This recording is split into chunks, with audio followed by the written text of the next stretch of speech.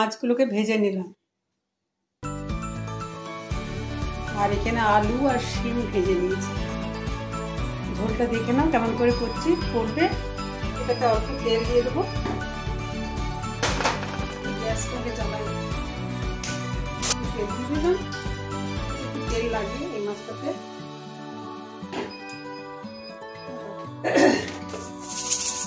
কালো জিরে দেবে 1 চামচ,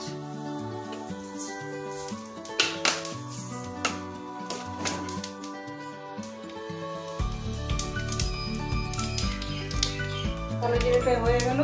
এবার তোমরা কি করবে, এটাতে কোনো টেস্ট পাই না, আমাদের জিরেটা বেশি লাগে না, আর এই লঙ্কাগুলো দিয়ে দেবে, এই জিরেগুলো দিয়ে দেবে, আর এবার এটাতে হলুদ দিয়ে দেবে, কালারটা ভালো আসবে। আর আমার জিরে গুঁড়োর সাথে আমি তেজপাতা গুঁড়ো করে নিই, তেজপাতা দিয়ে রাখি, আর এই কাঁচা লঙ্কা বাটাটা দিয়ে দেবো। এবার জল দিয়ে দেবো। এটা হচ্ছে আমাদের বাঙালদের রান্না। এরপরে আলু আর শিম ভেজে দেবো।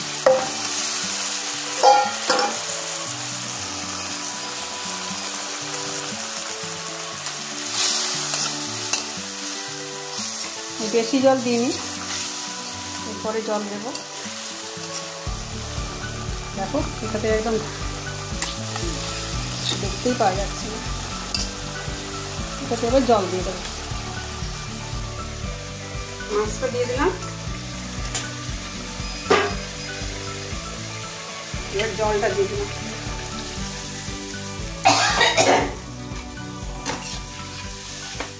এটা দিয়ে দেওয়ার পরে যখন ফুট আসবে তখন দেখে নেবে নুন টুন সব ঠিক আছে কিনা, যদি নুন লাগে দিয়ে দেবে, না লাগলে না দেবে।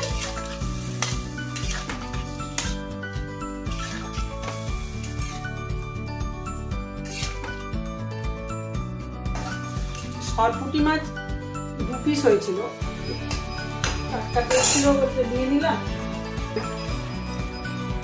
মাছ ভালো করি তো, মাছ আশেপাশে না থাকলে খেয়েছি মনে হয় না, বাঙালিদের একটা না, আমার এটাতে একটু নুন লাগবে।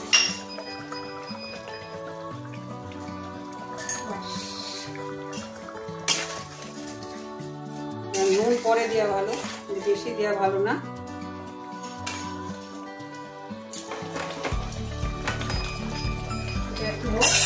আর কাঁচা লঙ্কা 3-4টে মিক্সিতে করে নিয়েছিলাম,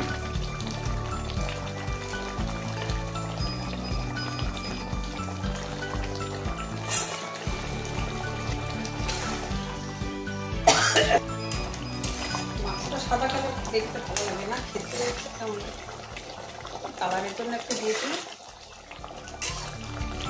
আর আলুগুলো একটু আমি হালকা সেদ্ধ করে নিয়েছিলাম, তারপর ভেজে নিয়েছিলাম, সব সেদ্ধ হয়ে গেছে। এবার আমি যখন নামিয়ে দেবো, এই আমি ধনে পাতা দিয়ে দিই।